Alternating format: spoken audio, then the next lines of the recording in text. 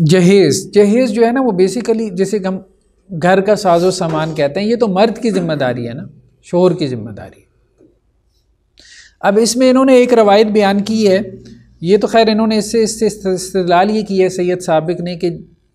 والدین جو ہے وہ جہیز دے سکتے ہیں، لیکن اس کے پیچھے جو ہے نا وہ اصل میں حقیقت یہ ہے، یہ سنن نسائی کی روایت انہوں نے بیان کی کہ اللہ کے رسول صلی اللہ علیہ وسلم نے حضرت فاطمہ کو جہیز میں جو ہے وہ ایک تکیہ دیا، جس میں مطلب وہ گھاس تھی، چھال وغیرہ تھی،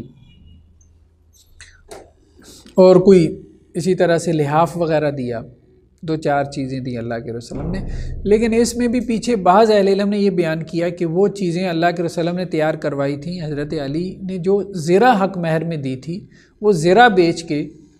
اللہ کے رسول نے وہ چیزیں جو ہے وہ تیار کروائی تھی۔ تو اصلاً ظاہری بات ہے جو تو رسم ہے نا،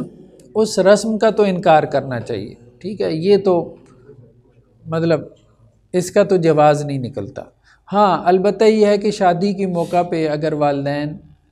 نمود و نمائش نہ کریں اور بیٹی کو کوئی تحفہ دے دیں تو اس میں کوئی حرج نہیں، اپنی حیثیت کے مطابق اگر کچھ دے دیں تو اس میں کوئی حرج نہیں، مطلب ہم اس کو حرام نہیں کہہ سکتے، ظاہری بات ہے تحفہ یا ہدیہ دینا اوورآل اس میں کوئی حرج نہیں ہے، لیکن جہیز کی جو رسم ہے یہ رسم بہرحال قبیح رسم ہے، اس کا انکار کرنا۔ وہ ڈیمانڈ تو بہرحال وہ تو ضلالت کے اوپر ضلالت ہے نا، وہ تو گمراہی پہ گمراہی ہے۔ لیکن یہ ہے کہ عام طور پہ ڈیمانڈ نہ بھی ہو تو والدین اپنی بچیوں کا کرتے ہیں، بنا رہے ہوتے ہیں کہ جی ہماری بچی جو ہے وہ آسائش میں رہے، آسانی میں رہے، مطلب اس کو ختم کرنا چاہیے، اس رسم کو ختم کرنا چاہیے، کیونکہ اصل رسپانسبلٹی ہمارے دین نے جو ہے وہ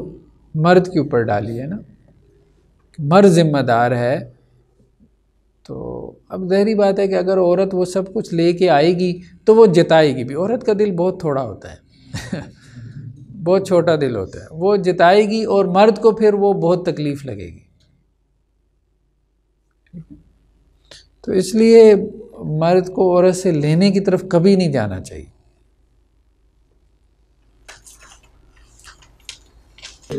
دیکھیں قرآن کا انداز تو بہت واضح ہے نا کہ وَبِمَا أَنفَقُوا مِنْ أَمْوَالِهِمْ، مرد کیوں قوام ہے؟ کیونکہ وہ خرچ کرتا ہے، تو انفاق جو ہے نا وہ مرد کی ذمہ داری ہے، گھر کا خرچہ اٹھانا مرد کی ذمہ داری ہے، گھر فراہم کرنا، جب گھر فراہم کرنا مرد کی ذمہ داری ہے تو گھر کا ساز و سامان فراہم کرنا یہ تو مرد کی بلاولا ذمہ داری ہے۔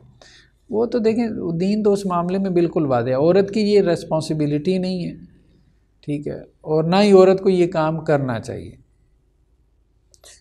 تو مطلب اس کا مرد کو بڑا نقصان ہے، مرد اس چیز کو سمجھتا نہیں ہے، یعنی خاص طور پہ ظاہری بات ہے ہمارے یہاں ٹریننگ نہیں ہے نا، تربیت نہیں ہے نا، اور اس کو واسطہ بھی نہیں پڑا ہوتا عورتوں کے ساتھ، اور مطلب سال بعد اس کو پتہ چلتا ہے یار نہیں یہ ٹھیک نہیں ہے، پھر اسے دینی دلیل نہ بھی دیں تو اس کو بات سمجھ میں آتی ہے یار عورت سے تو روپیہ پیسہ بھی نہیں لینا چاہیے، تو کیونکہ اس نے تو جتلانا ہے، سیدھی سی بات ہے، بات بات پہ جتلانا ہے، اور پھر ٹھگ سے اس کے دماغ میں جا کے بات لگنی ہے، تو اس نے یہ بھی بتانا ہے تمہاری ماں میری چیز یہ استعمال کرتی ہے، تمہاری بہنیں جو ہیں وہ میری یہ چیزیں استعمال کرتی ہیں، تو پھر ظاہری بات ہے وہ کہاں برداشت کر سکتا ہے۔ تو اس لیے بہتر یہی ہے کہ جس کا جو کام ہے وہ کرے۔